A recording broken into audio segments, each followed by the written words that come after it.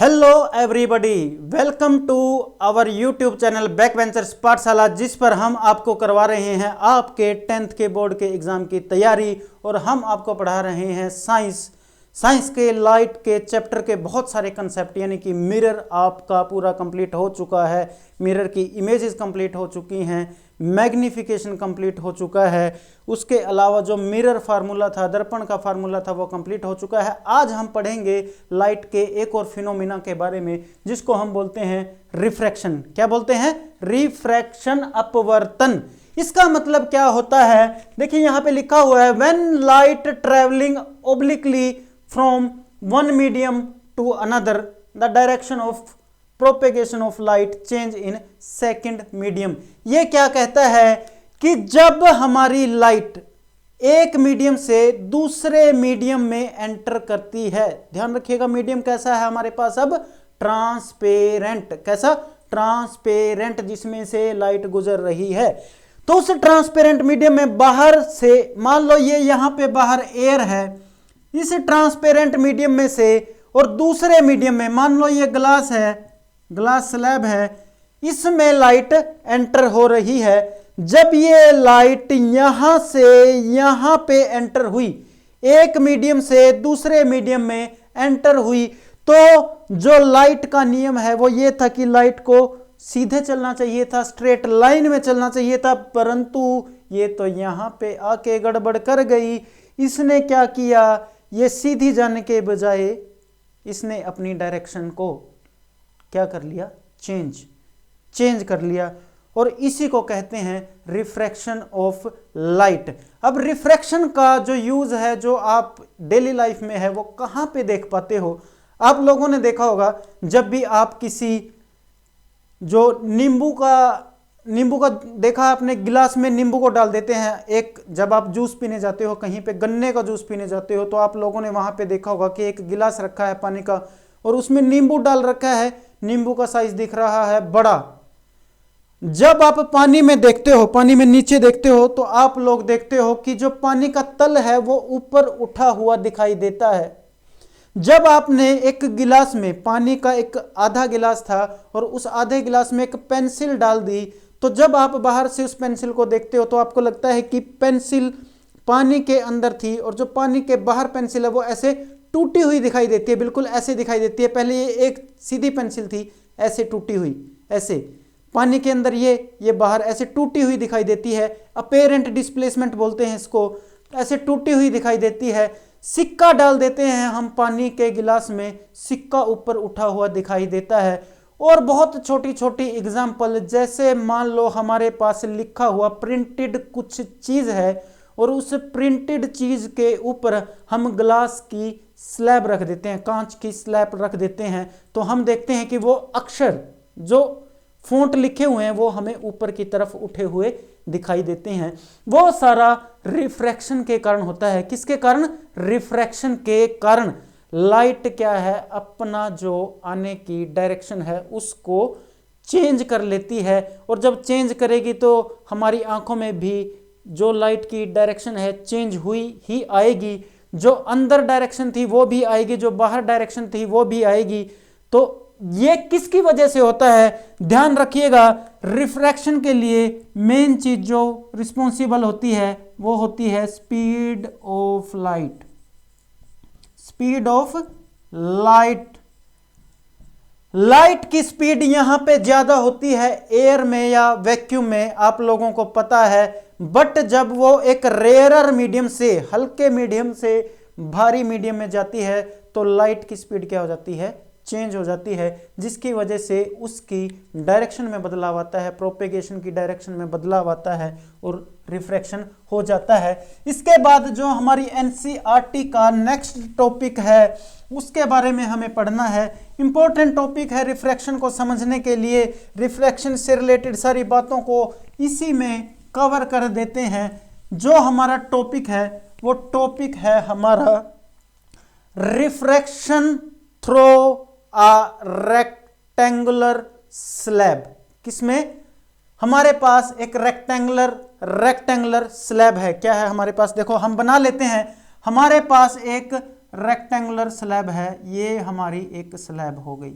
ठीक है, ये मैंने स्लैब बना ली, ग्लास स्लैब बना लिया मैंने, इसको यहाँ से यहाँ तक, इसको नाम दे दिया ए, इसको नाम दे दिया बी, सी और डी। ये क्या है, मेरी ग्लास की एक स्लैब है, ग्लास मतलब कांच की एक स्लैब है। और बाहर क्या है, बाहर एयर है, हवा। और इस हवा में से मैं क्या मान लेता हूं, मैं इनको दो मीडियम मान लेता हूं, एक मीडियम जो इस ग्लास स्लैब के बाहर है और एक मीडियम जो ये खुद ये ग्लास स्लैब है। ध्यान रखिएगा, ये ग्लास स्लैब ट्रांसपेरेंट है, इसमें से लाइट पास हो सकती है। अब देखिए, ये है मेरे पास 2 नंबर का मीडियम और ये है एक मीडियम। जो बाहर का मीडियम है वो मीडियम है हल्का, कैसा, हल्का। और हल्के मीडियम को हम कहते हैं रेयरर मीडियम। क्या कहते हैं, रेयरर, रेयरर मीडियम। पूरा लिख देता हूं ताकि आपको कंफ्यूजन ना हो, रेयरर मीडियम। और जो ये अंदर है, जो ये अंदर है, इसको बोलते हैं हम डेंसर मीडियम। डेंसर क्यों, क्योंकि ये ज्यादा, इसकी घनता ज्यादा है। बट ध्यान रखिएगा, इसमें हम मास अपॉन वॉल्यूम वाली डेंसिटी का प्रयोग नहीं करते, उसके संबंध में, रिलेशन में हम नहीं बताते। हम लेते हैं यहाँ पे ऑप्टिकल डेंसिटी, जिसके बारे में हम जिक्र करेंगे। ऑप्टिकल डेंसिटी ध्यान में रखिएगा, हमें जिक्र करना है उसके बारे में। बाहर से कोई लाइट आती है, हम क्या पढ़ रहे हैं, रिफ्रैक्शन। क्या पढ़ रहे हैं, रिफ्रैक्शन। किसके थ्रू, रेक्टेंगुलर, रेक्टेंगुलर स्लैब में से, कि अगर रेक्टेंगुलर स्लैब में से लाइट पास होगी तो वो कैसी होगी। ग्लास की स्लैब है ये, लाइट ऐसे आई, यहां से लाइट आ गई आ गई आ गई आ गई आ गई आ गई आ गई, यहां से आके ये टकराई। कहां पे टकराई, यहां पे, इस सिरे पे आके टकराई, तो मैंने इसका नाम रख दिया ओ। क्या रख दिया, ओ। अब मैंने आपको पिछले लेक्चर में बताया था कि जहां पे पॉइंट ऑफ इंसिडेंट होता है वहीं पे आप क्या ड्रा कर लो, वहीं पे आप ड्रा कर लो एक परपेंडिकुलर। तो परपेंडिकुलर ड्रा करने से पहले यहां पे एक बात ध्यान से देखिए कि हमें पता है कि light always travels in a straight line. तो इसको तो ऐसे जाना चाहिए था, इसको ऐसे जाना चाहिए था, ऐसे ऐसे ऐसे ऐसे जाना चाहिए था। और ये मैंने खींच लिया यहां से, यहां से, यहां से क्या किया, एक परपेंडिकुलर ड्रॉ कर लिया, परपेंडिकुलर ड्रॉ कर लिया, परपेंडिकुलर ड्रॉ कर लिया। सॉरी, यहां से बिल्कुल सेंटर में से कर लेते हैं हम, ताकि हमारी इमेज जो है बिल्कुल अच्छी बने। यहां से मैंने एक परपेंडिकुलर ड्रा कर लिया। और परपेंडिकुलर को हम क्या कहते थे, नॉर्मल। क्या कहते थे, नॉर्मल। और ये कौन सी रे है, ये है इंसिडेंट रे। क्या कहते हैं, इंसिडेंट रे। अब ये इंसिडेंट रे ग्लास स्लैब के इस सिरे पे आके टकराई। जब ये यहां पे टकराई तो नियम के अनुसार तो इसको सीधा जाना चाहिए था, बट क्या हुआ, बाहर रेयरर मीडियम था, अंदर डेंसर मीडियम था, इसने अपनी डायरेक्शन चेंज कर ली। चेंज क्यों कर ली, क्योंकि इसकी बाहर स्पीड ज्यादा थी, जब ये अंदर घुसी तो इसकी स्पीड कम हो गई। और स्पीड कम होने की वजह से ये क्या हो गई, कमजोर। और जो कमजोर आदमी होता है वो ऐसे गिर जाता है। क्या होता है, ऐसे गिर जाता है। तो ये वाली लाइट भी क्या हुई, ये वाली लाइट भी गिर गई, किसकी तरफ, नॉर्मल की तरफ। ये ऐसे आ गई। और इस लाइट को हम कहते हैं, इस वाली लाइट को हम क्या कहते हैं, इस वाली लाइट को कहते हैं जनाब रिफ्रैक्टेड रे। क्या, रिफ्रैक्टेड रे। जब लाइट, ध्यान दीजिएगा मैं यहां पे लिख रहा हूं, जब लाइट रेयरर से डेंसर मीडियम में जाएगी, रेयरर से डेंसर मीडियम में जाएगी, तो क्या होगा, लाइट होगी जो वो बैंड होगी। क्या होगी, बैंड होगी। कहां पे, टुवार्ड नॉर्मल, नॉर्मल की तरफ झुक जाएगी। डंडे का सहारा चाहिए लाइट, क्योंकि कमजोर हो गई है, स्पीड हो गई है कम, जब स्पीड कम होगी, स्पीड किसी की कम क्यों होती है? क्योंकि उसकी एनर्जी हो गई कम। अब जब स्पीड कम है तो वो लाइट ऐसे डंडे पे गिर गई नॉर्मल की तरफ, टुवर्ड बैंड। बैंड कहाँ पे होगी? नॉर्मल की तरफ। अब जब ये लाइट यहाँ पे पहुंची, इस सिरे पे आके टकराई, तो मैंने इस पॉइंट को लिख दिया ओ डैश। क्या लिख दिया? O dash. तो ओ डैश। अब यहाँ पे देखिए, अब लाइट जो है डेंसर मीडियम से बाहर निकलेगी। बाहर कहाँ पे जाएगी? रेयरर मीडियम में, हल्के मीडियम में। यहाँ पे आएगी बदले की भावना। क्या भावना? कि जो लाइट है वो वापिस से अपनी उसी डायरेक्शन को गेन करने की कोशिश करेगी। क्या करेगी? उसी डायरेक्शन को गेन करने की कोशिश करेगी। लाइट फिर से एमर्जेंट हो जाएगी, एनर्जेटिक हो जाएगी। और लाइट जो है, ये हमें पता है, हम ऐसे क्या ड्रा करते थे? नॉर्मल। क्या ड्रा करते थे? नॉर्मल। अब लाइट को ऐसे तो ऐसे पास होना चाहिए था, बट वो लाइट क्या होती है? देखो, वैसे तो ऐसे पास होना चाहिए था, बट वो लाइट ऐसे कहां पे हो जाती है? जब लाइट डेंसर से, यहां पे लिख रहा हूं, जब लाइट डेंसर से रेयरर मीडियम में जाती है तो क्या होता है? लाइट जो होती है वो होती है बैंड। बैंड मतलब डायरेक्शन चेंज होती है। कैसे? अवे फ्रॉम नॉर्मल, यानी कि फिर से वो एनर्जेटिक हो गई। और जो डेंसर मीडियम से बाहर निकलती है रे, डेंसर मीडियम से बाहर निकलती है रे, उसको कहते हैं हम एमर्जेंट रे। क्या कहते हैं? एमर्जेंट रे। अब ये था आप लोगों का कंसेप्ट ग्लास के स्लैब को लेकर। अगर मैं यहाँ पे ई लिख दूं, आप लोग मानो यहाँ पे मैं ई लिख दूं और यहाँ पे मैं एच लिख दूं। क्या लिख दूं? एच। तो जो अगर मेरे को नोटेशन लिखनी होगी तो मैं ये लिखूंगा कि ई और ए जो वो है इंसिडेंट रे। वो क्या है? Incident ray. और जो ओ से लेके ओ डैश तक है वो क्या है? वो है रिफ्रैक्टेड रे। क्या है? रिफ्रैक्टेड रे। और जो तीसरी हमारी बच गई ओ से लेके एच तक, वो है हमारी एमर्जेंट, बाहर निकलती हुई किरण। तो यहां तक हमने इन चीजों के बारे में देख लिया। एक बात याद रखिएगा, जैसे ही ये लाइट डेंसर मीडियम से रेयरर मीडियम में जाती है तो ये अपनी पुरानी पोजीशन को गेन करने की कोशिश करती है और ये ऐसे चली जाती है।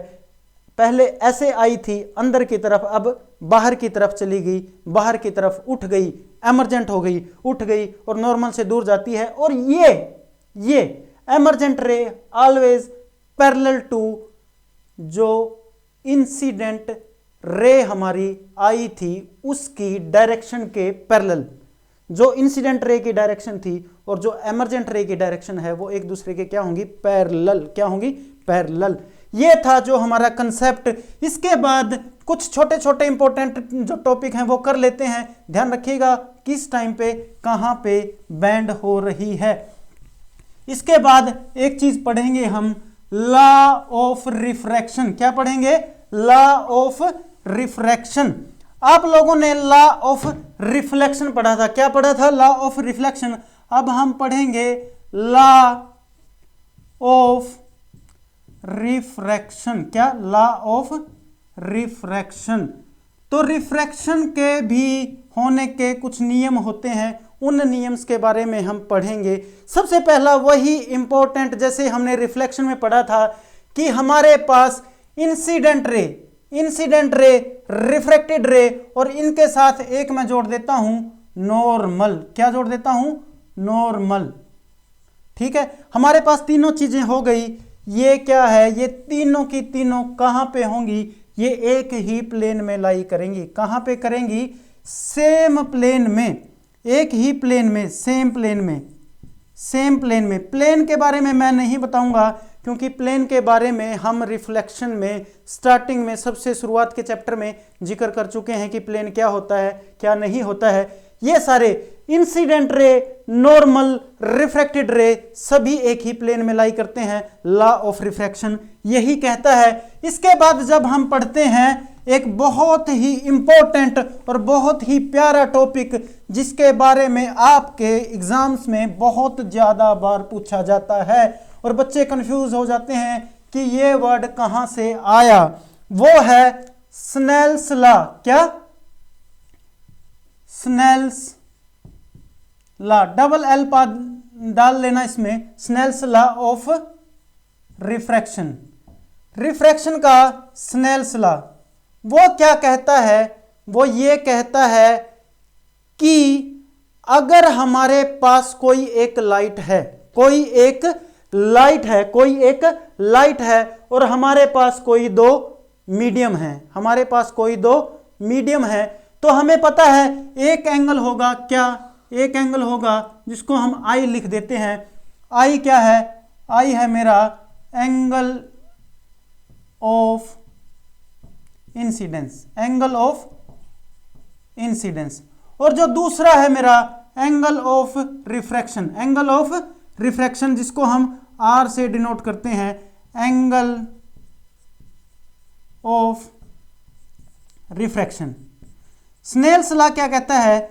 स्नेल्स लॉ ये कहता है कि sine of angle of incident और sine of angle of refraction क्या होता है?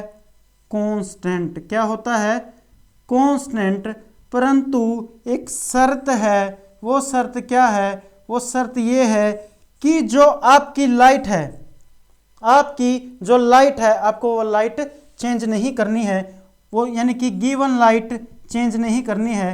एक गिवन लाइट के लिए, एक गिवन लाइट के लिए और गिवन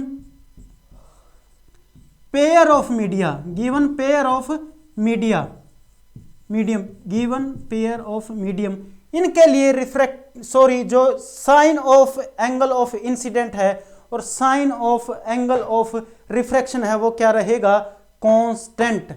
लाइट चेंज नहीं होनी चाहिए, पेयर ऑफ मीडिया सेम रहना चाहिए। तो स्नेल्स लॉ यही बताता है relation between the angle of reflection और angle of refraction and angle of incident.